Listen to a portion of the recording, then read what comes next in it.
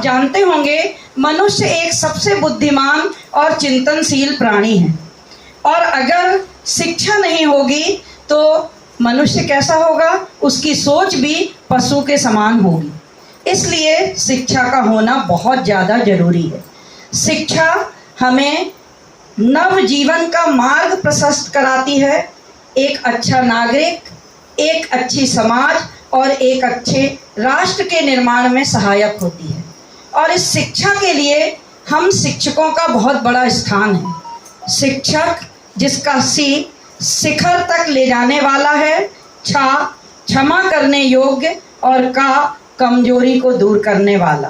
तो एक शिक्षक अपने विद्यार्थी को क्षमा कर सकता है, उसकी गलतियों को माफ़ कर सकता है और उसकी कमजोरियों को दूर करके उसे शिखर तक ले जा सकता है। अब हम यहाँ पर देखें कि एक शिक्षक के रूप में हमारा क्या कर्तव्य है, या एक शिक्षक के रूप में हम क्या कार्य करते हैं।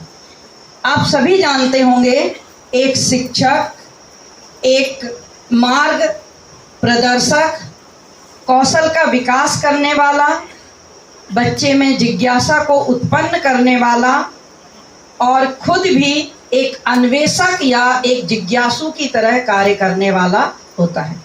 अगर मैं आपसे पूछना चाहूँ कि एक अच्छे शिक्षक में कौन से गुण होना चाहिए, तो कोई भी बताना चाहेगा? एक अच्छे शिक्षक में कौन से गुण होना चाहिए? फटाफट हाथ ऊपर कीजिए और बताइए कि एक अच्छे शिक्षक में क्या गुण होना चाहिए। बताइए सर। हाँ, यहाँ से सबने हाथ ऊंचा किया है। में अपने को सीमित शब्दों में, हाँ, सीमित शब्दों में बताइए। एक अच्छे शिक्षक को ईमानदार होना चाहिए, कर्मठ ईमानदार। बहुत अच्छा एक आंसर निकल के आया। एक अच्छे शिक्षक को कर्मठ या ईमानदार होना चाहिए। सर पीछे से आवाज आ रही है सर। कर्मठ और ईमानदार या नहीं, कर्मठ और हाँ। और शिक्षक मैडम चिंतनशील और हाँ, तो शिक्षक चिंतनशील होना चाहिए, कर्मठ हो, ईमानदार हो, चिंतनशील हो। पीछे से भी सर, पीछे से बहुत। शिक्षक को मृदुभाषी होनी चाहिए। शिक्षक को मृदुभाषी होना चाहिए। एक शिक्षक को सर मिलनसार होना चाहिए बच्चों से और समाज से। मिलनसार होना चाहिए बच्चों से और समाज से। और सर बोलिए। तो बहुत अच्छे आंसर। शिक्षक को कार्य के प्रति जवाबदार होना चाहिए। हाँ, अपने कार्य के प्रति जवाबदार होना चाहिए। उदाहरण बोलिए सर। समय के पाबंद। और कुछ? हाँ, नहीं पहुंच पाएगा तो शिक्षक के अंदर धैर्य का गुण होना चाहिए। विषय वस्तु की पूर्व तैयारी अच्छी होनी चाहिए। बहुत अच्छा।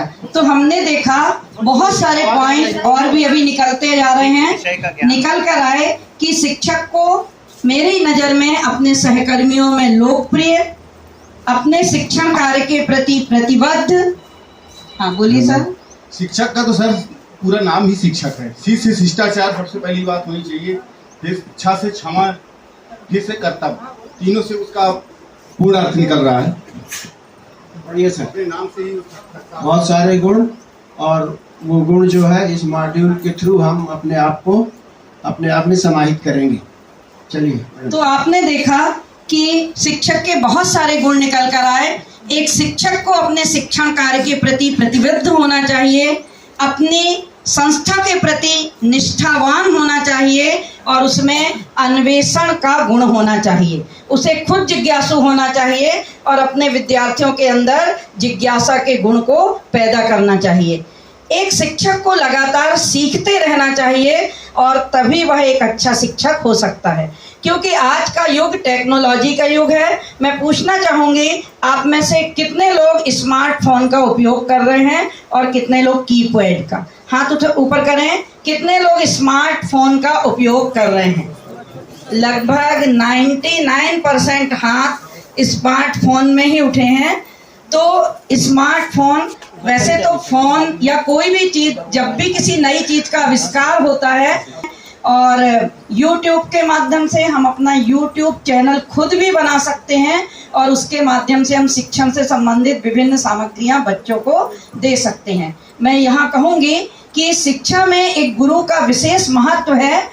गुरु बिना ज्ञान कहाँ, ज्ञान बिना मान कहाँ, जहाँ जहाँ गुरु ने दी है शिक्षा, सुख ही सुख है वहाँ, सुख ही सुख है वहाँ। तो हमने देखा कि एक गुरु जब शिक्षा प्रदान करता है तो हम जागरूक बनते हैं। आप सभी के मन में अपने एक शिक्षक का कोई ना कोई ऐसा गुण या कोई ना कोई ऐसी अच्छाई आपको याद होगी जिसके कारण उस शिक्षक को आप अभी तक नहीं भूले होंगे।